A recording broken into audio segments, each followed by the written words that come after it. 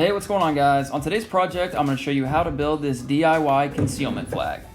So first off, I have a detailed materials list and a 3D model in the description, but start by cutting out two pieces of 1/2 inch or 3/4 inch plywood to 26 inches by 15 inches. Then sand everything down. Go through and check out the materials list so you know exactly what you need to cut, but right here I'm cutting my 1x5s for the perimeter, and also you're going to need to cut some 2x3s as well as some 1x2s. Look at the materials list and you'll see that this is everything kind of laid out preliminarily.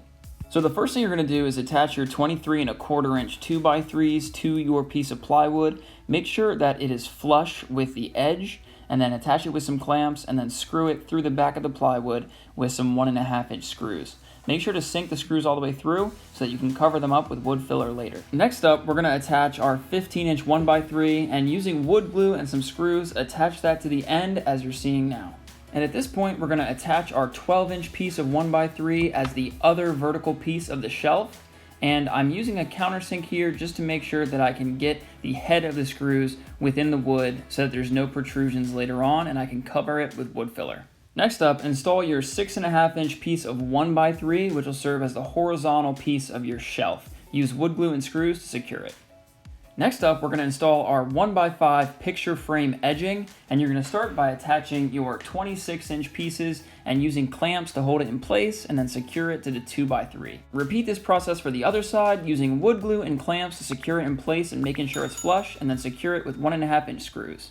Next up, we'll apply our 16.5 inch piece of 1x5 on the end to complete the third side of the picture frame edging. Next up, I filled in any of the screw hole voids with some wood filler, and after letting it dry, I went outside and sanded everything down using 120 grit on my orbital sander. Then I spray painted everything black.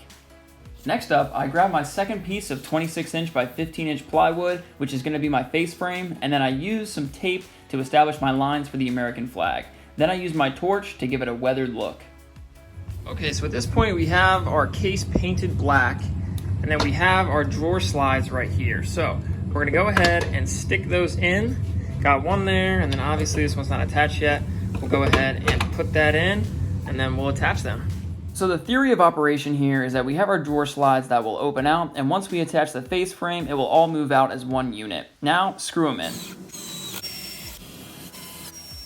So with the drawer slide securely fastened to the concealment flag frame, it's time to attach the face frame.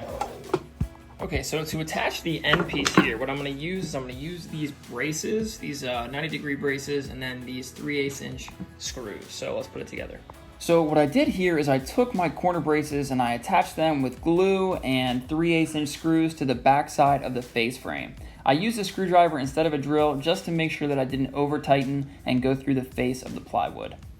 Next up, I lined up my 16.5 inch piece where I wanted it to actually attach to the face frame, and once I had that established, I went down and I secured the end board to the face frame using the corner brackets by going underneath and using a screwdriver. Once I got the first screws in, I moved it so it was easier to access before putting in the other screws, and now I just went and I installed the final screws in the drawer slides, securing the face frame to the drawer slides permanently. Next up, I used some water-based polyurethane just to put a protective coat on top of the face frame. So I retroactively decided to add a lock to this concealment flag, and to do that, I attached a piece of blocking to the edge of the frame.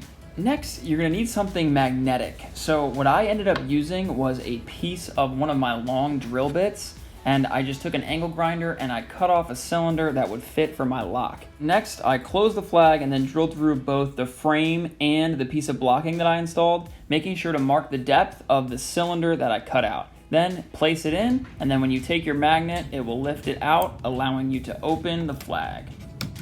To actually hang the concealment flag on the wall, I used my Sigmund laser level. I love this level, and I'll link it in the description. And I used it to find the line of the top. So once I had that established, I used my stud buddy to identify where my studs were, and then I secured the concealment flag directly to the studs with 1.5 inch screws. So this design will allow you to put a piece of 12 inch by 16 inch foam securely in between the 2x3s, and then cut out the hole for whatever you plan on putting in there with an X-Acto knife.